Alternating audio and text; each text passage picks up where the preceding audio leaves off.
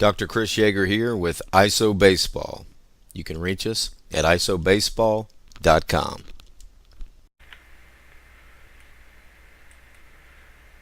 Chris asked the question if I still use the cue of having the back knee press the front heel down to the ground, and the answer is yes.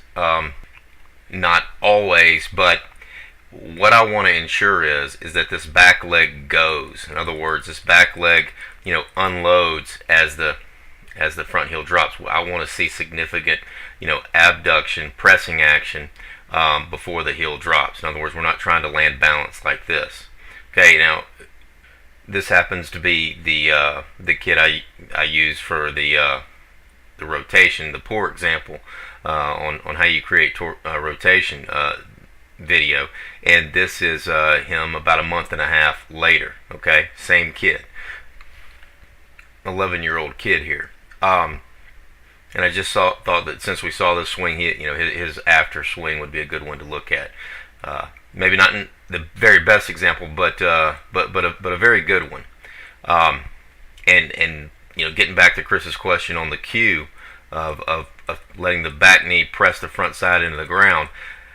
When I say that, I'm trying to emphasize just the abduction, from the hip joint, the sideways pressing action. I'm not trying to get the knee to rotate or twist down. It really would be the femur turning down. The knee can only flex and extend. So by this back knee pressing the foot into the ground, Chris, what I'm trying to get is I'm trying to make sure that back leg goes, before that heel drops. We don't want to be flat-footed like this. The stride involves, for those that have used a traditional stride effectively, and again throughout history, 99% of your major league hitters involved a stride that when the foot was up, the weight was back, and as the stride was completed, we have created a shift in the center of pressure. In other words, if we had scales under the feet at this point, the reading on the front foot, once the heel drops, is much higher than it would be on the back foot. This was him prior, and again, he's in more of a 50-50 position here. Now, I have him sync to when the entire foot is down, so we're getting a good idea of how much activity, how much force we're getting out of the back leg, and hopefully you can see that when the foot is entirely down on both of these swings, this leg has produced force, and that's really as simple as it is you're trying to get this leg to produce force against the ground to put energy into the swing, and you want that force directed just like any other activity in a straight line at your target. Okay, now in this swing, like I mentioned in much more detail in the rotation video, in this swing the leg does nothing. It does nothing while the foot's on the ground. And again, he was taught, again, a very rotational style. There's no need to drive off the backside.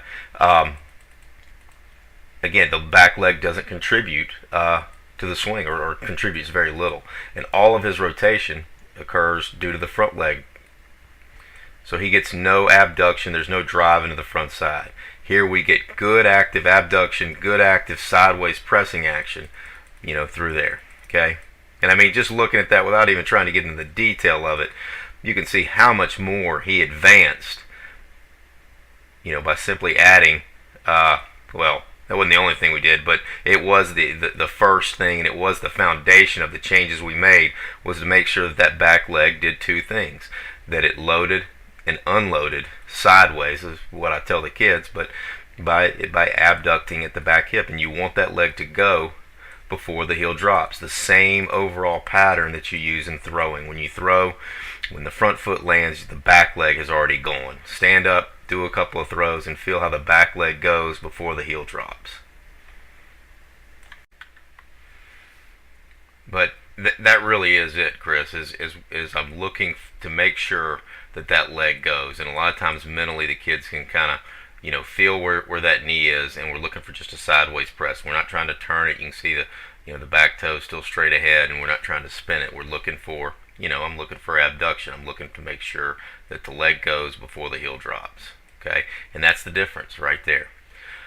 Okay, some of you may be interested. We'll look at a couple little things here. Some of you may be interested in this. Well, I'll go ahead, while I've got it up here, I'll go ahead and go through a quick little, review of it.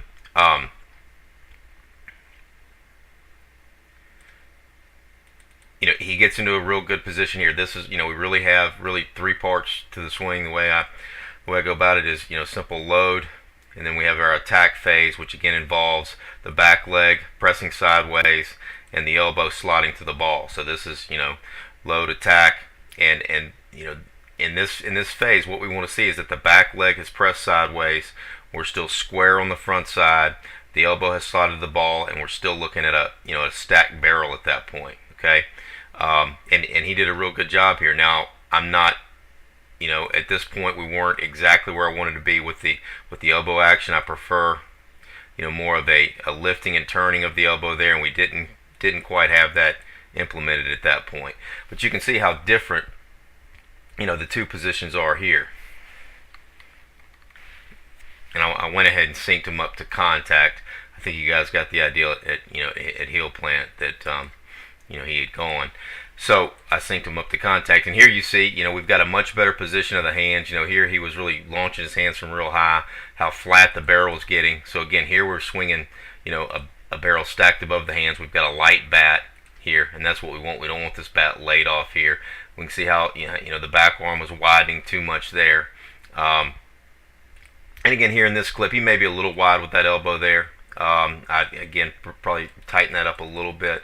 However, this is one of the kids. He's a little bit lanky, and he's probably going to have a position where the elbow is going to be in front of the hands a little bit, and that's fine as long as the barrel doesn't lay over. He doesn't lose the barrel there. The barrel stays nice and tall. So this is a very good position, and that's really what we look for. The title of this thread was how do we create tilt? Well, we do use the leverage trainer quite a bit out front, and that creates some pelvic tilt in the front hip. We ask them to set up with a little bit of tilt there, and again, that tilt to the pelvis is going to keep the body back here behind the baseball throughout the swing, and that's going to help us. Not only does it create leverage, the more leverage this leg has against the front hip, we're going to get more energy into the swing, which will also increase that hip rotation everybody's looking for. But it's also going to stabilize the head. We want that head stabilized, behind the backside. Here in the old swing, he had a stabilized head. I mean, that was easy to do because he had no drive, so he just kind of, everything just kind of stayed in the same spot, but there was no drive. But here, we're gonna drive the center of mass, in the direction of the pitch. But once the heel drops, the head stabilizes, and we hit behind that front side. Okay, so just a real good move here. Again, the back arm still needed some tweaking at this point, but we get to a real nice position here, much better than before, and we see that the tilt we've created here, we get no tilt. We get this straight up body position, and that is due to the fact that he wouldn't have anything to balance tilt with because he doesn't drive off the back side. If he tried to tilt, he would just fall back.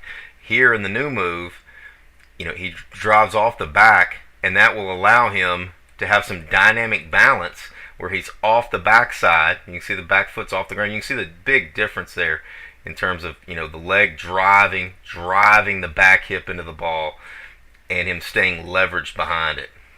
Okay, one other nitpick I have here is he lets his lead arm get away from his body a little much here.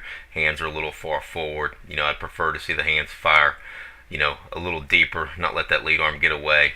And then another nitpick is he releases top hand before it gets over the top. I want to see, most of my guys wind up being top hand release guys, but I want to see contact. I want to see that right arm finish. And by finish, I mean right after contact, right hand gets over the top, back arm extends, and then we can release it. So he releases before he finishes.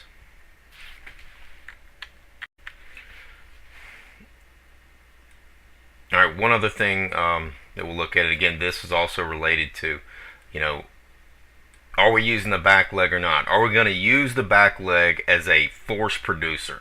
And that really is the simple debate. People don't want to use it. They feel like it creates too many problems, so they just eliminate the back leg. And that's the question. So we have one swing here where we're not going to use the back leg. We're going to try to, say this is rotational. And we have a swing here where we're going to drive with the back leg. Well, I talked about also in the hip rotation video, we talked about that the axis of rotation in good hitters is around the front hip. Okay, and so what you'll see here is in the new move, he's driving the pelvis, at the baseball. Okay, and so the front pelvis basically stays in the same position. Okay, and really the axis of rotation is about a point, and that's a physics phrase, but it's rotating around through the front leg. Okay, so the axis of rotation is through here. So hopefully you can see that that the back hip drives up and catches up with the front hip. So at heel plant we mark it, okay, and the front pelvic bone is not going to move backwards. The back side is catching up with the front. Now in the old swing, what happens? Well, because the back leg doesn't drive, there's no drive out of the back leg. Okay, so he's got nothing there. So he gets weight on the front side, and all of the pelvic rotation is driven by the front leg driving against the ground and forcing the hip backwards.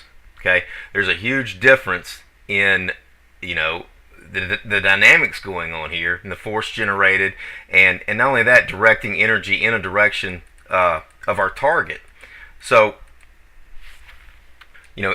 here on the left we have a kid trying to, like people try to say, they're trying to rotate through their spine and this sort of thing. So here we have a kid on the left that's just trying to stay in the same spot, stay balanced, here, and rotate through his spine, which he's doing. He's got weight, 50-50, and he's rotating through his spine, driving his hip backwards. And here we have the same kid, that's now dynamically balanced, against the front side, but obviously is driving,